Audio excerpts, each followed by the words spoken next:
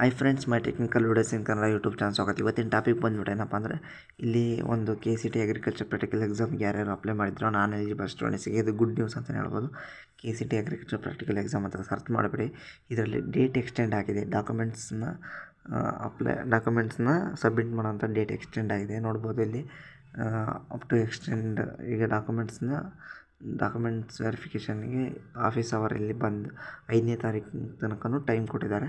Office hour ಇದ್ದಾಗ ಬಂದು ಕೊಟ್ಟು ಸಬ್ಮಿಟ್ ಮಾಡ್ಬೋದು ಅಂತ ಹೇಳಿದ್ದಾರೆ. ಹಾಗಾಗಿ ನಿಮ್ಮ ಎಕ್ಸಾಮಿನೇಷನ್ ಡೇಟ್ ಬಂದುಬಿಟ್ಟು 9ನೇ ತಾರೀಕಾಗಿರುತ್ತೆ. ಮತ್ತು ಎಲಿಜಿಬಲ್ ಸ್ಟೂಡೆಂಟ್ಸ್ಗೆ 2ನೇ ತಾರೀಕು ಹಾಲ್ ಟಿಕೆಟ್ ರಿಲೀಸ್ ಮಾಡ್ತೀವಿ ಕೂಡ ಅಂತ ಹೇಳಿದ್ದಾರೆ.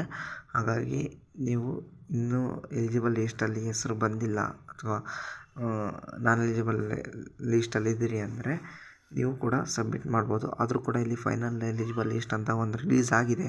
ಆದರೂ ಎಕ್ಸ್ಟೆಂಡ್ ಮಾಡಿದ್ದು ತುಂಬ ಖುಷಿಯಾದ ವಿಚಾರ.